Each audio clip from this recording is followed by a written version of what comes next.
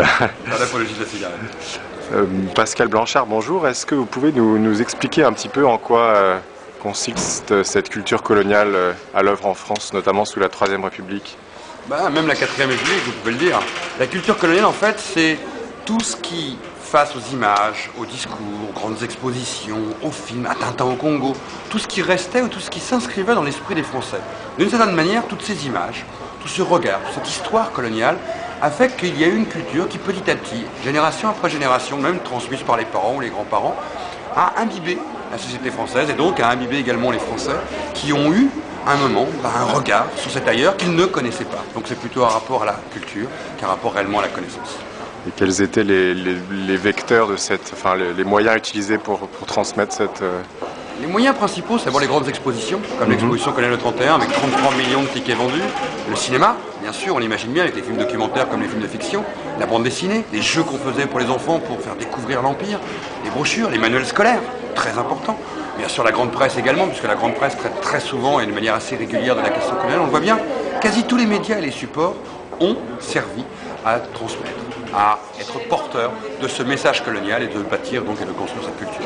Et qu'est-ce qu'on met en avant comme thème, comme justification dans cette... Beaucoup de sujets sont mis en avant. Bien sûr, il y a la mission civilisatrice. Nous partons là-bas pour emmener ces peuples vers la lumière, puisqu'on part du postulat, on les présente comme étant dans les ténèbres, n'ayant jamais connu l'histoire, diraient certains d'être rentrés dans l'histoire. On valorise les aspects économiques, dans les deux sens. Nous développerions ces pays, en même temps, ils nous enverraient leurs richesses.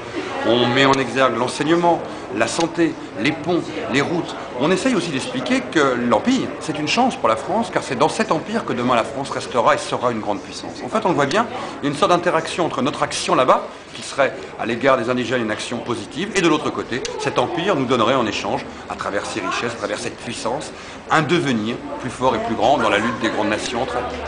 Et qu'en était-il dans la réalité? Je sais bien que c'est tout le débat entre fiction et réalité. On le sait, une publicité, généralement, ne parle pas forcément réellement de la réalité. Il faut toujours aller gratter derrière la publicité pour savoir ce qu'il y a. Et d'une certaine manière, la propagande coloniale, c'était de la publicité.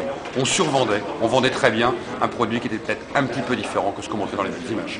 D'accord. Et puis dernière question, est-ce que vous pensez qu'il y a des traces de cette culture encore aujourd'hui, jusqu'à aujourd'hui? Je pense qu'on a hérité de nos parents et nos grands-parents d'une certaine manière. Une société, c'est quoi? C'est un peu comme un millefeuille. On récupère, bien sûr, il y a la génération actuelle, mais on récupère aussi tout ce que les générations précédentes ont vécu, en termes de culture, en termes de rapport, en termes de traumatisme, par exemple comme la guerre d'Algérie. Et d'une certaine manière, si on a décolonisé politiquement, si on commence à peine à décoloniser économiquement, les mentalités sont loin d'avoir commencé à être décolonisées. D'accord, je vous remercie. Merci à vous.